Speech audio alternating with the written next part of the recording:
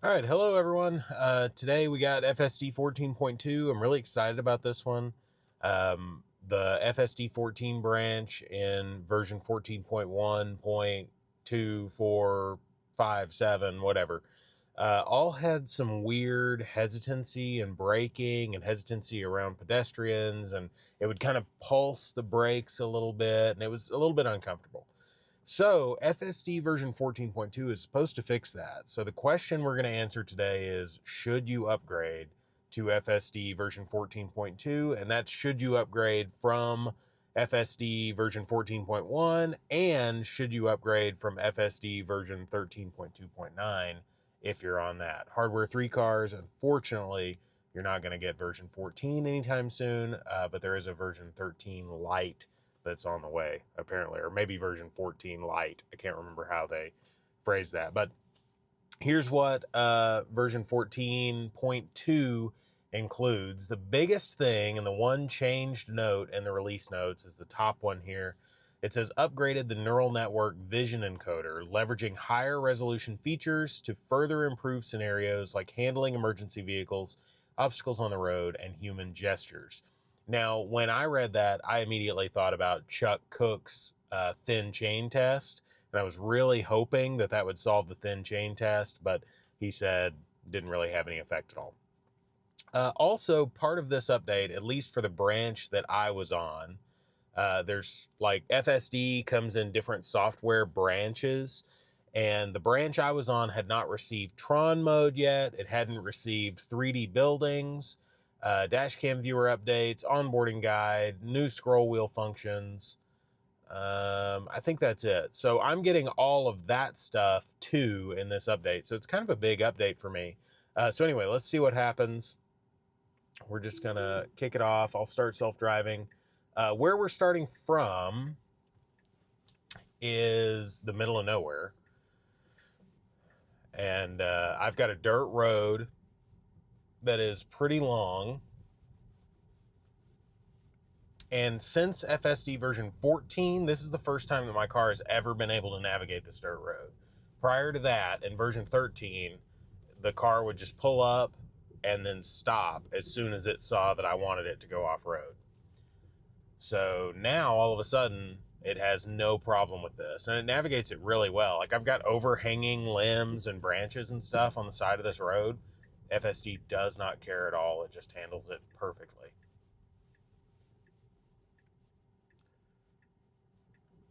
Okay, so far, from version 14.1 to 14.2, I'm going to tell you things that changed that I notice on my route, okay? So the first thing is coming out of the driveway there used to always be a little bit of a like pump on the brakes, or that pulsing that I was talking about. People were calling that brake stabbing, but I guess the terminology's changed, or brake stabbing actually means something else. I don't really know. But there was like a pulsing on the brake every time the car would be about to exit my driveway and go onto the road. So that's a good change. On this back road, I'll mention it because you might be able to see this in the video. I'm going to turn that light off so maybe you can see out a little bit better. It doesn't look like it. Something's up with my camera. I'm going to have to look at that real quick because it's super duper dark. I don't think you can see anything on that camera. Maybe we just need it to be daytime. I'll try to brighten it up a little bit is what I'll do. So something that FSD version 13 and version 14 have done on this road is drive basically right in the center of this road. And this is a 2-lane street in a residential area. And I don't know. I mean, I'm going to turn this light on since it's already kind of jacked. It's a 2-lane road in a residential area. Would you drive in the center of a 2-lane road in a residential area with no cars coming, no cars parked on the sides of the road, or would you drive on the right side of the road?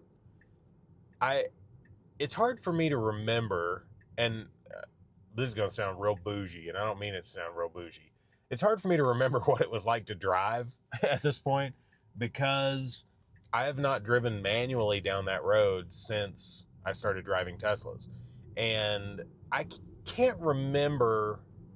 I'm trying to think of like what my reflex would normally be. I think I would probably stay closer to the center of the road than the right side of the road.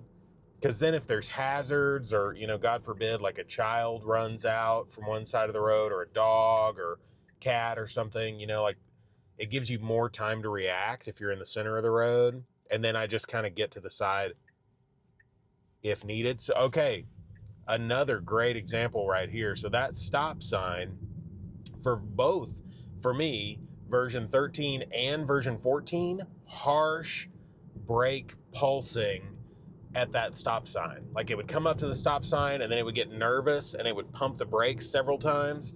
And it was really, really uncomfortable to the point that I remember taking over on version 13 and kind of like just getting that turn done and then re-engaging.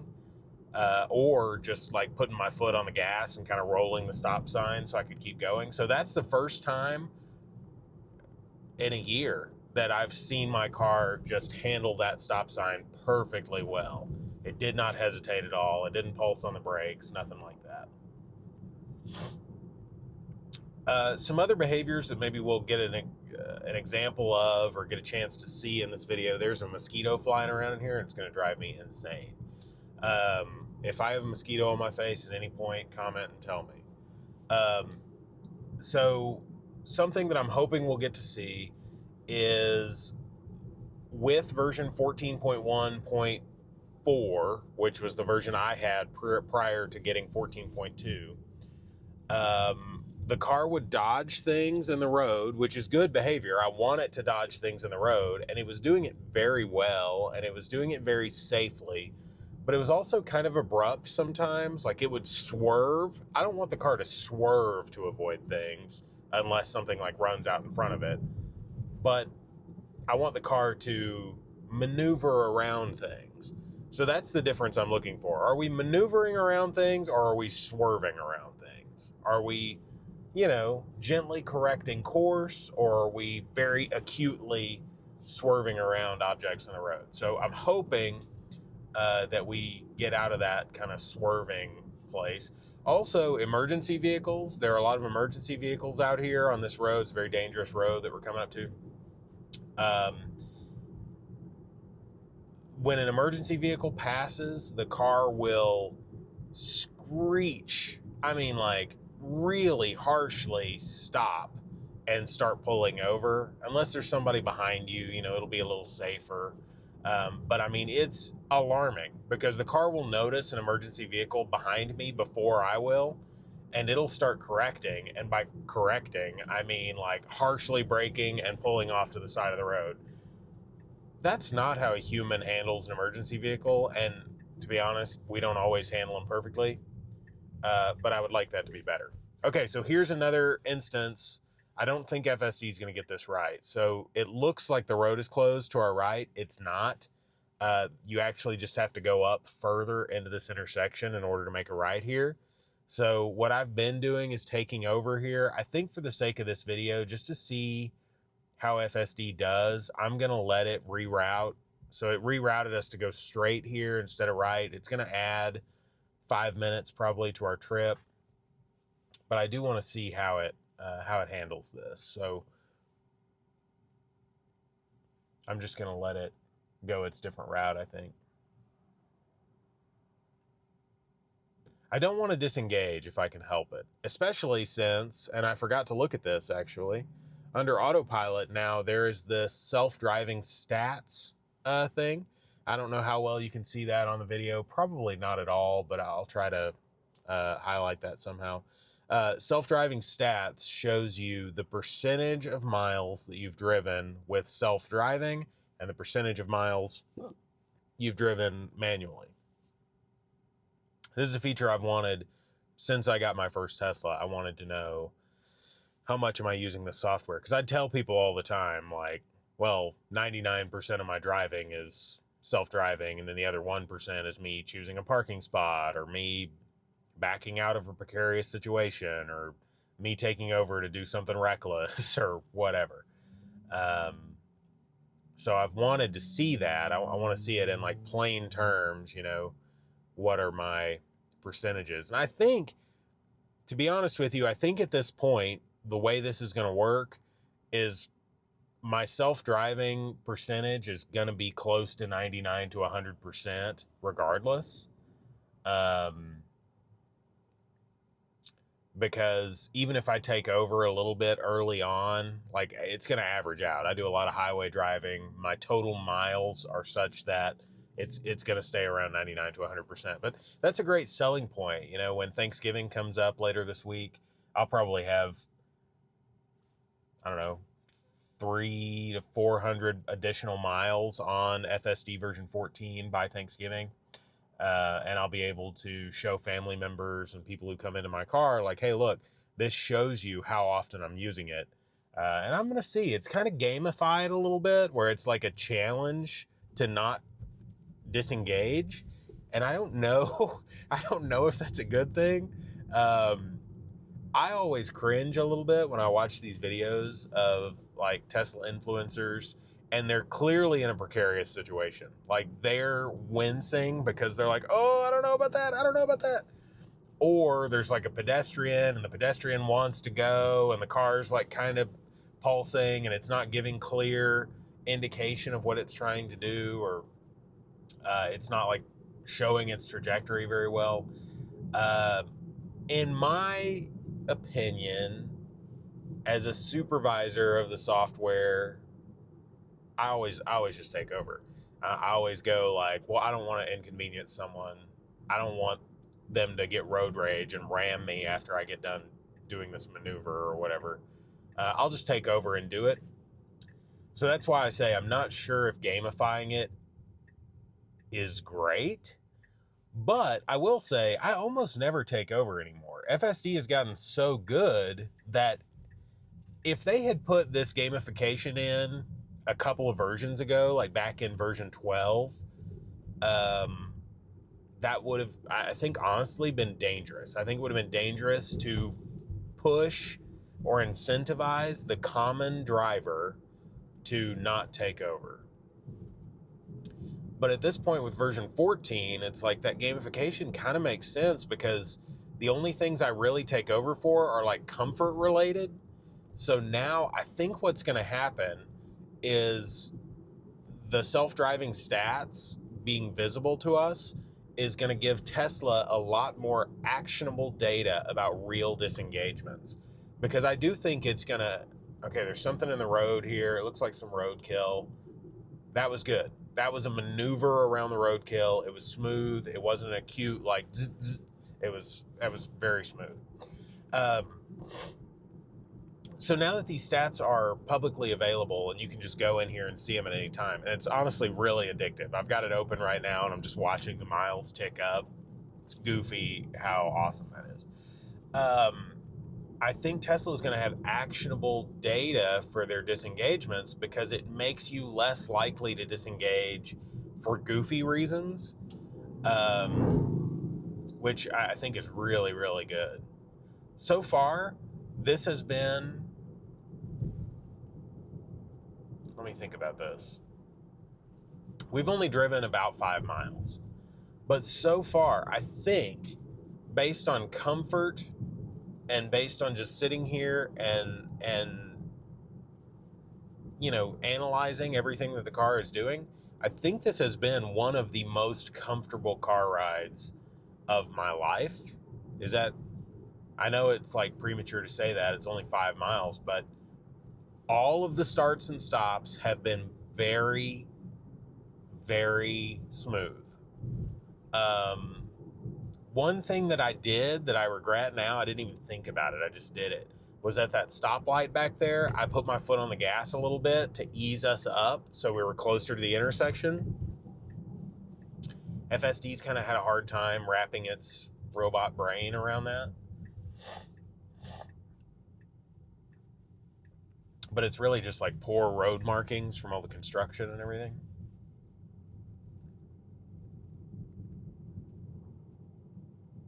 So we're going through a neighborhood. This is not my favorite way to do this trip. I don't like cutting through neighborhoods, but FSD thought that road was closed. It rerouted, and this is the route that it chose. So it's okay though. I mean, this doesn't add a lot of time to our trip, a few minutes.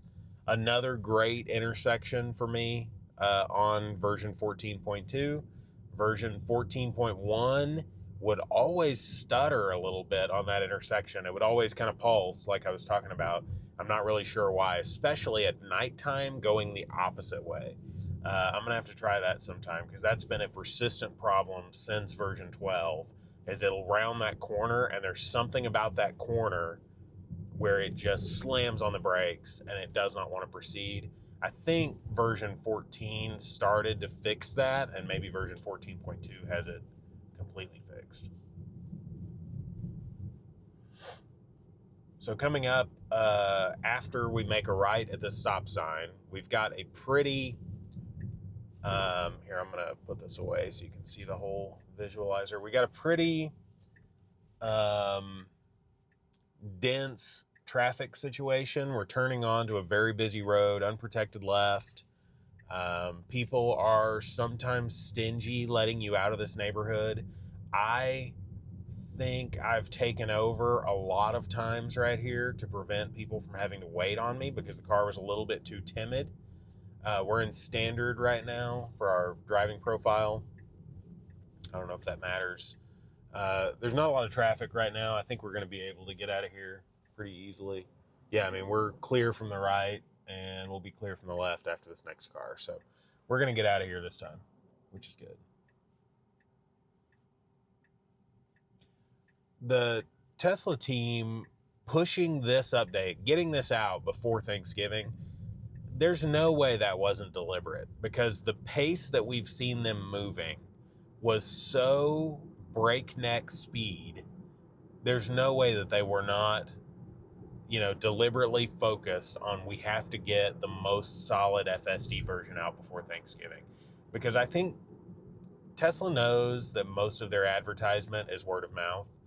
And I think they know what a huge opportunity it is for people to sit around a table at Thanksgiving with a bunch of Tesla nerds all over the world who are just talking about this all the time. Because people who drive Teslas are a different breed. Like, they talk about it all the time. They're like, you don't understand, my car drives itself. And then they get into these little micro arguments with people who say, well, my car does that. I've got Ford Blue Cruise, or I've got, whatever. So Tesla people are passionate about it because they like the product. And I think to some degree, if people are on self-driving, they're like, this is the future. Like, you have to know about this. Everybody's going to be using this soon. Like, in a matter of years, every person is going to be doing this. And I really think that's true. I think it's going to cut back a lot on the accidents and distracted driving and all that. Something else we need to try is seeing if texting while driving is any easier to do. I'm not advising that you do this, but I'm going to do it right now. Let's see. I'm just going to look at emails. I'm going to keep my eyes completely off the road. You're seeing my face, so you see what's going on. I'm looking at emails. Okay, I see this is blinking at me. Okay, how long was that? I don't know. That seemed longer than before. I feel like I could have fired off a text real quick, but was it? I don't know. The thing about the attention monitoring to me is that it's not always consistent. Sometimes it will alert you after, 7 seconds or whatever the number is. But then other times I feel like it's unfairly rude to me, and I'll just be doing my own thing and then it'll beep at me and I'll be like, I was, trying to change my navigation. You only gave me 2 seconds before you beeped at me. I can't tell you how often I'm sitting here and I'm driving, my wife's in the car, and it beeps at me, and I'll go, stop beeping at me! Because, it drives you crazy. Anybody that has one of these knows, like, since self-driving has gotten so good, you just want it to kind of ease up a little bit and give you some space. Like, just let me do stuff. It's fine. You got it. If I take over, I'm going to take a wrong turn or make a mistake anyway. Like, you just handle the driving, and I'll goof off over here. Sorry in advance for the way my voice sounds. I got a little bit of a cold. I'm a little sniffly. congested and all that. I think we're going to make a stop. It is about time for our weekly basic white girl pumpkin spice from Starbucks. So I think we're going to make a stop. Take me to Starbucks. I don't know which one I want to go to.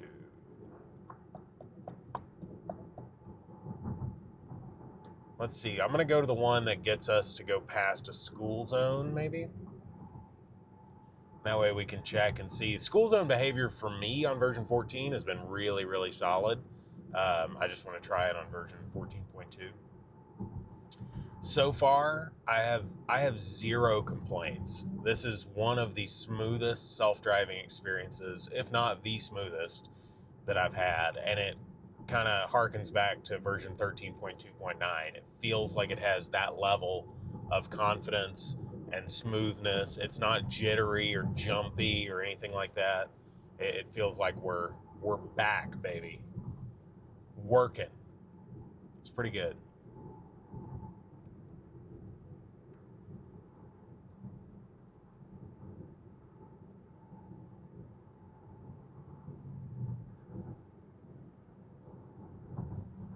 Trying to tell, like, would I, if I were driving out here, what are we going? We're going 50. Speed limit's 45. We're going 50. It's a brand new highway. People are kind of jittery about that 45 or kind of impatient about that 45. They don't like how slow that is. So people are going a lot faster than 45. We're going 50 in standard, which is honestly how I like to drive. So, like, that's perfect for me. But I am noticing a lot of people passing us. What I'm wondering is if the more human behavior wouldn't be to get over. I mean, that's probably what I would do, is I would get into the right lane so that faster traffic could pass on the left.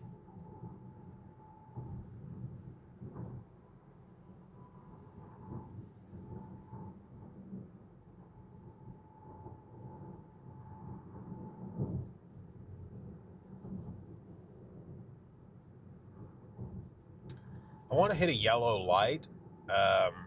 This would be a good opportunity for one if it turned yellow right now. No. I want to hit a yellow light because version 14.1.4 that I was on previously was so skittish around yellow lights. Like a yellow would pop up and I would be so close to it and it would just, bam, hit those brakes so hard. And I'm not saying that's the wrong thing to do, you know. Is it safer to stop on a yellow? Yeah, probably. Especially if there's no one behind you and you're not going to get rear-ended. Is it human? I don't know. I guess that's the distinction, right? Is you're trying to find the perfect balance between what's human and what's safe. And ideally, you want, well, not ideally, I guess ideally, you want whatever you land on to err more on the side of safety than the side of being human. So, you know, a human might see a yellow and gun it and get through that yellow as quick as they can. FSD will see a yellow and make the determination, can I go at the current speed and make it through that yellow safely, or should I stop right now? FSD version 14.1.4 would just choose to stop almost every time. And that was kind of uncomfortable because all the time I was like, you could have made that. You could have kept going the same speed and you would have made it. Hopefully we'll get a yellow light somewhere on this trip. We're going through a lot of stoplights on the path that we're going.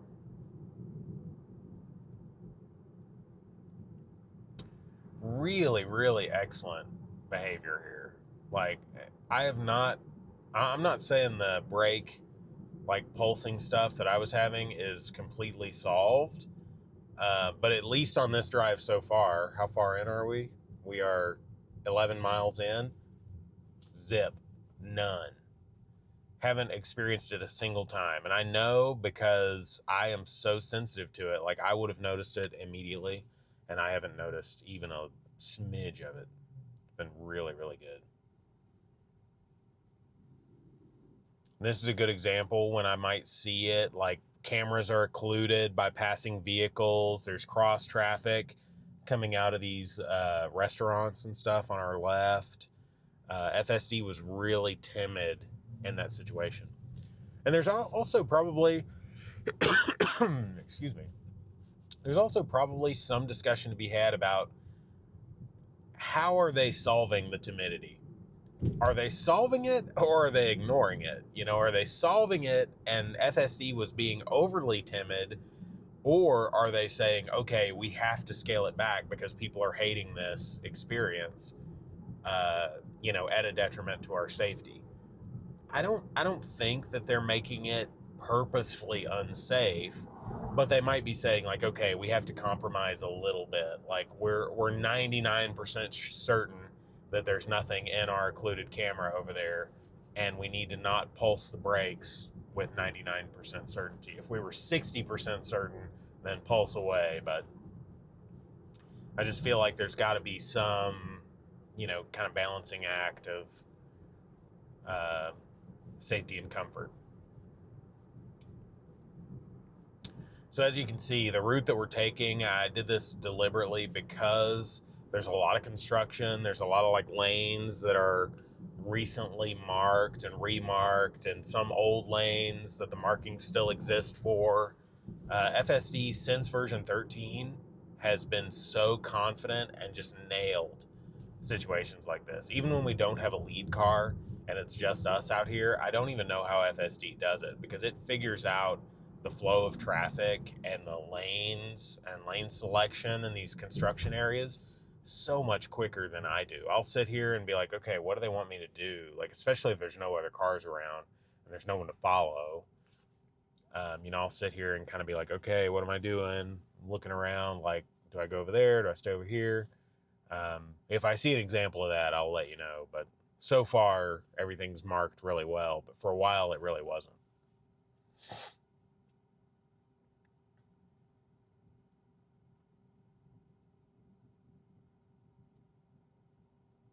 So I'm thinking back to last Thanksgiving, and I remember having relatives riding with me in my car. I mean, there were like 2 or 3 people, aunts, uncles, you know, that went for a ride with me in the car and got to see FSD. And they all sat in the passenger seat. And my car was new, you know, and I wasn't really sure about the behaviors of FSD the way that I am now. So I didn't really want everybody in the family to be self-driving around, you know, tapping a button and going or whatever. So I didn't let anybody else sit in the driver's seat, or I didn't invite anyone else. If someone had said, like, let me drive it, I probably would have said, yeah, okay. But I didn't invite everybody to. This year, I think I might invite everyone, like, hey, you need to try it. You need to sit in the driver's seat and hit the button and see how it works. Because there is some real truth to that. You know, you hear all the time Tesla people saying it's all about butts in seats. It's all about, excuse me, it's all about getting people into the driver's seat so they can experience it for themselves. And I think I said this in a past video, but there's so much truth to that, because when you're in the driver's seat, you anticipate what a car should be doing a lot differently than when you're in the passenger seat or the back seat. When you're in the passenger seat, I think you're reactive to things that are uncomfortable. When you're in the back seat, I think you're almost tuned out entirely. You're on your phone, you're hanging out, you're just cruising around, right? So the only way to really experience it is to be in the driver's seat when the steering wheel is right there and you're still thinking like, okay, what do I need to do? You know, do I need to get over? Do I need to let this person pass? Do I need to, you know, turn right at this intersection, whatever?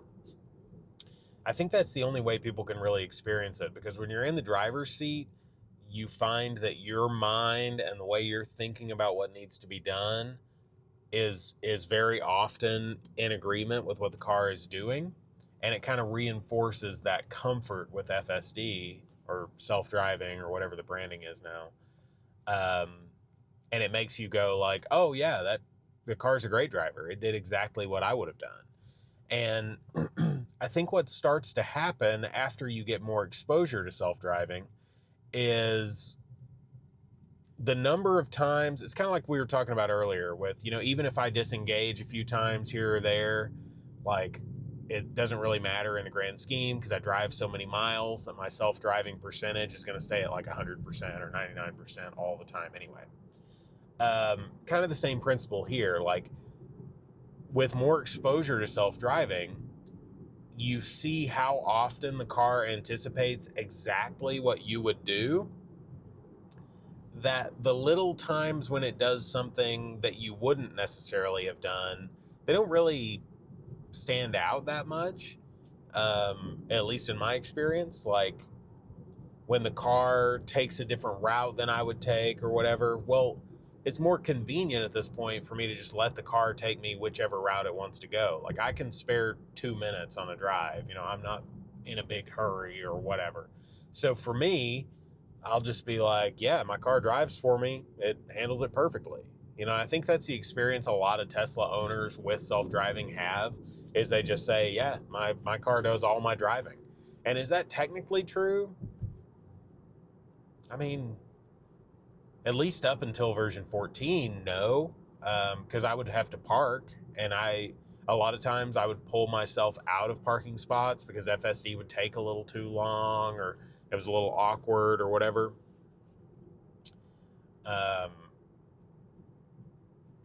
So just the shorthand is, yeah, my car does all my driving, but it's actually like 99.2% probably, because I would handle the end of drive, beginning of drive stuff sometimes. But with version 14, maybe that's not the case. I mean, we're how many miles in? 14 miles in, 100%, and like actual 100%. That's going to change at Starbucks unless I want to go into Starbucks just to maintain my 100%. And spoilers, I don't. I want to go through the drive-through like a lazy bones. Does anybody get that reference? I've been watching Cart Narcs lately. I kind of love it. I would never do that because I don't want to confront people, and it's also not that big a deal. But I think what makes that fun to watch, so let me explain Cart Narcs to you while my car is driving me through this downtown area perfectly, I need to add. Cart Narcs is a series where this guy, he'll walk up and he'll go ski-doo, wheelie-wee-doo, and he'll make like a siren sound with his mouth, and he's in bright vests, and he like looks like a dweeb, and he shows up in a parking lot, and he says, that's not where the carts go. And he's saying that to people who have brought their cart out of the store, taken all their groceries, put them in the car, and then like kicked the cart up on a curb or just left it in a parking spot next to them or whatever. And it is so cringy. And I think what makes it so fun to watch is you're technically on the Cart Narcs side. Like, it's not good for people to leave their carts out. Like, I take my carts back, so I'm technically on his side. Like, people need to take their carts back. But there's also this tone of like, it's not that big a deal, dude. Like, chill out a little bit. Because he comes and just griefs these people about it to the point that people go 0 to 100 like immediately. They get so mad. And I don't know. It's fun to watch. If you ever get a chance, you should watch Cart Narcs because it is really interesting. There is some language probably be aware of because people get real mad and start just screaming immediately for some reason. People do not want to be confronted about their, I don't know what you want to call it, their folly or sin or whatever. It's just goofy. So far, I mean, we've had some pedestrians, not really any interactions, like no pedestrians crossing the road or like starting to come toward the road or anything. I've still had 0 braking issues at all. This is a perfect case. Like, if I were going to take family members for test drives, this is how I want that drive to go. Exactly like this.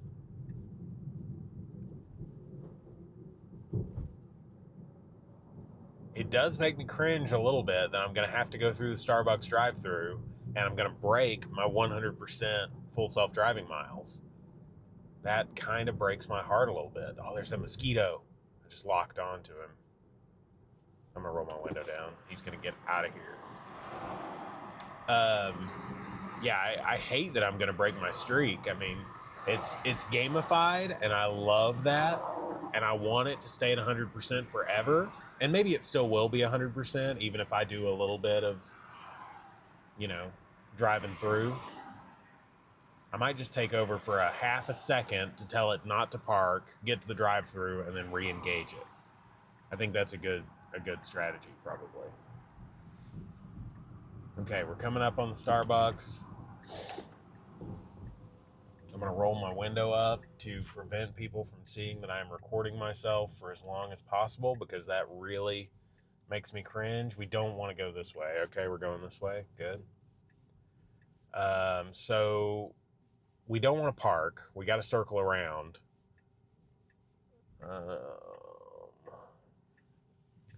So I'm going to take over here and do an illegal pit maneuver through these parking spots. Very human, very natural.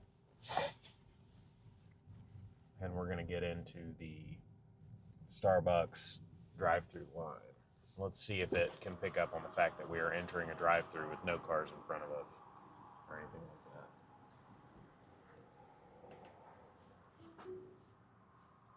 Seems like it. Welcome to Starbucks. What can I get started for you? Hi, can I get a grande pumpkin spice latte, please? Absolutely. And then do you want it's hot, correct? Yes. With whipped cream? Yes, ma'am. Would you like anything to eat? No, that's it. Great, come on down, and that is $6.77. Alrighty, thank you. You're welcome. Okay, so FSD did not figure out that we were in a parking lot. It just shifted into park. Oh, hello there, my friend. Hello.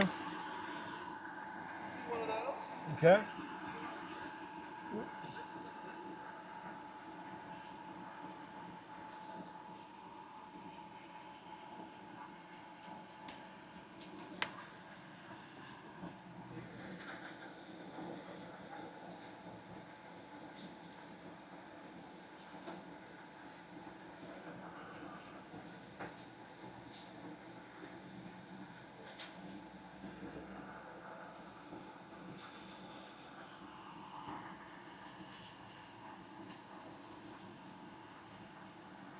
Just like that. Thank you. Appreciate it.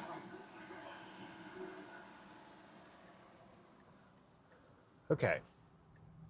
Well, I really, now that we have the tracker for miles, I really want a drive-through parking selection that will just take us through the drive-through. I think it handles drive-throughs relatively well when you get into a drive-through and there's other cars and it knows what's going on. So having a selector for that would be really nice at this junction.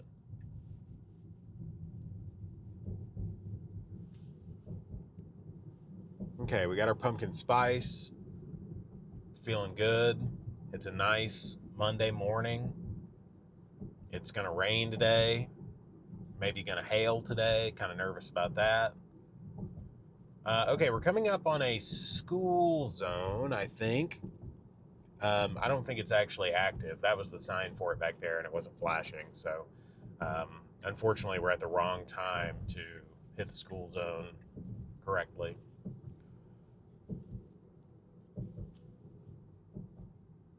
I didn't see what the speed limit was for the school zone, but we're at a light anyway, so I can't really tell what speed we're going, It says 40 right now, which is the actual speed limit for this area. I think it's probably like 25 when school's in session, or, people are getting dropped off or whatever.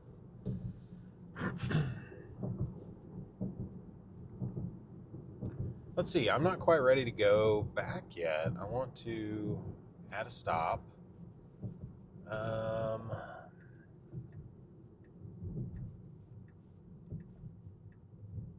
Where can I add a stop at that's not going to ruin my whole day? we'll go to the park. It's on the way. We'll just add a stop, see how it does.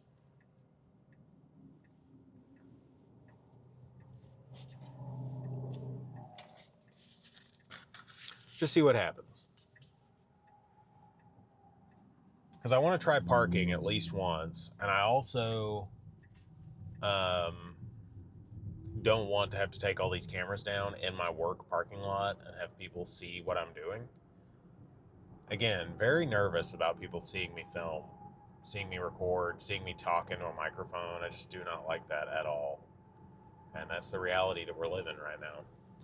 Very happy with the new speed profile update. It seems to me that in version 14.1, the speed profiles were a little bit different. So I'm in standard, which is what I always liked back in version 13.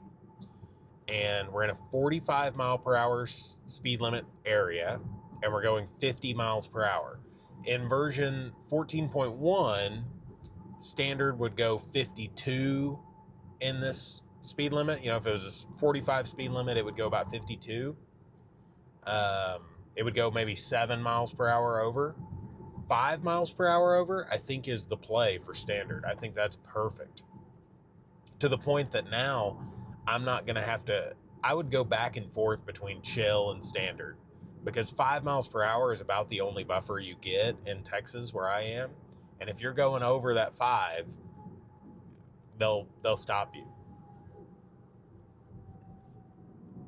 So what was happening is I was leaving it in standard until I got into a heavily policed area, or, you know, you just identify certain areas as like traffic averse or whatever. And then I was going into chill. And now I don't think I'm going to have to do that anymore. I think I'll be able to just leave it in standard all the time, and it's going to drive the way I like it to drive.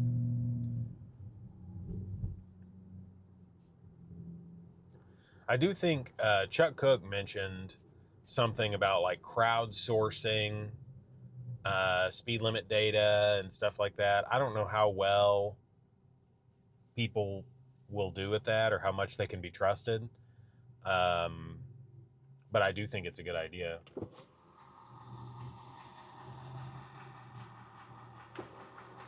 Okay, I think the mosquito has left the building. This Tesla is mosquito free now.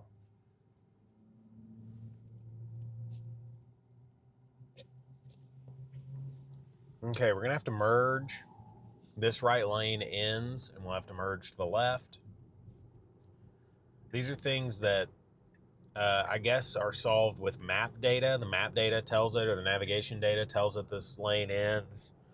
But the Tesla doesn't know the area the way that I do. You know, I know that lane ends because I've driven down this road 1,000 times. And the car doesn't have that kind of knowledge. It just does what the map data tells it, or it does what it can see. And in the best cases, the map data tells it what's going on before it gets to the point where it just has to use vision. But in some cases, you know, you're just stuck with vision, and it gets right up there. Okay, so we're going to see where we park. Hopefully not next to that person over there. Bunch of parking spots here full of leaves. We're parking. We're pulling left into a parking spot frontwards. Kind of nervous about parking. I've seen some people say there's been some regression, but that was solid. Yeah, I mean, we're far enough back from that they can open their trunk if they want. I probably would have pulled up a little further. But I mean, that was good work. Wow. Yeah. I mean, I think everything worked really well. I really, really, really enjoyed that. And I think version 14.2 seems like the version. Like, if you're going to show something to all of your family or friends at Thanksgiving, this is what you want. So really good job to the Tesla guys for working on this and putting this together and getting it out in a hurry before Thanksgiving, because there's no way that wasn't deliberate. So let me know what you think of FSD down in the comments below. If you're on version 14.1, version 13.2.9, anywhere in between, go ahead and update. This is perfect. I mean, this was so much better than my experience with version 14.1 and so much better than my experience with version 13.2.9. So this is a step up in every available metric that we have. There's nothing comparable to this. It's the best the software has ever been. And it's also the worst it's ever going to be, hopefully. Hopefully no more regressions after version 14.1. So take it easy. Thank you. Let me know what you think down in the comments, and I'll see you next time. Bye.